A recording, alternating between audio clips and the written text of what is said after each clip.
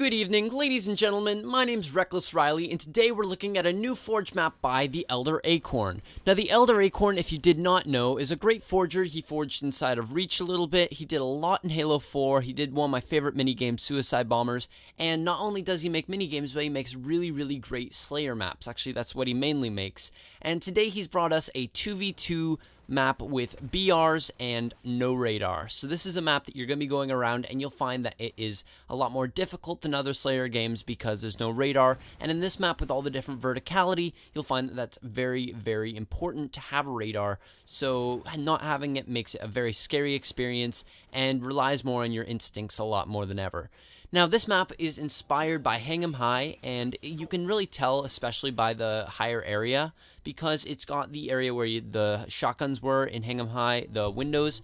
And in here, there are no shotguns there, but you will find that the bigger area of the map, the area where you go up the main ramp and the area with windows from Hang'em High, is right here, and it's very obvious that's that, except it's a much smaller map, and you'll find that in general, everything's been kind of like scaled down. Like, this is a miniature of Hang'em High. You'll find that in the map also there are 3 high points in it and 1 low point. The low point is on the far point of the map, and because of that, it is a lot weaker of a point, but there is plenty of cover there to keep it from being unfair, considering that the one team spawns a lot closer to the high points than the other.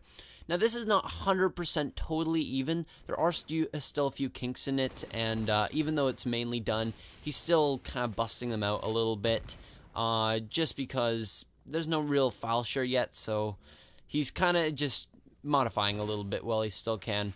Anyway, the map itself is really fun to play on, and it provides a really fun Slayer experience. I find that when you get to the top of the map and you hold out the top areas, it's really fun to feel so powerful, because in those areas, since they are power spots, you'll find that you do get an advantage on the other team, but I always found that I always lost that advantage at some point. Maybe I'm just bad at Slayer, but no matter what, no matter how powerful we felt, no matter how many positions we had, it always felt like the team was always able to pull back and take us down from there, so it always stayed pretty even.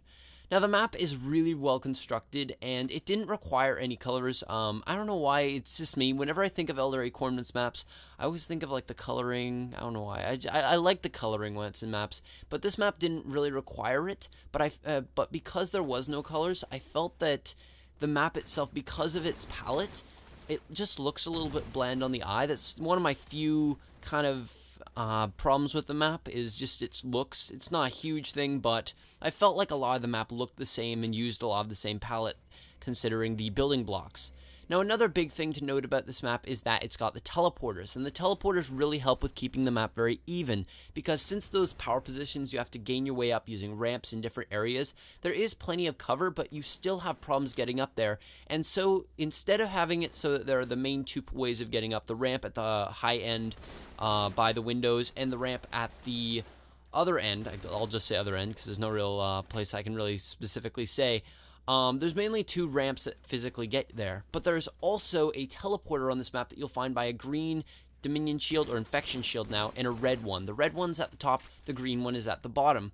Now, this is a really good choice on his part to make it so that it's much more even, because now you're able to get up to the very top without having to work your way there or work through enemies. Instead, you can kind of hold them from the back, because usually when they're holding the top, they'll be looking out onto the people below them. But instead, they will now have to worry about people behind them as well, because the teleport has been cleverly put behind them so that they always have to be looking around them 360 instead of just in front of them. It's a really good way of doing it, and I really enjoyed this map. If you have any people who would like to play some 2v2 Slayer, this is a great map to pull up. It'll be on TheElderAcorn's file share, and you can find his gamer tag below.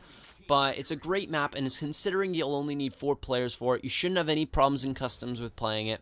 And I hope you guys have a great time playing it. Anyway, guys, I'm Reckless Riley, and if you have any maps you'd like to send to me, please put your gamer tag below and message me on Xbox saying so, and I'll check out your map.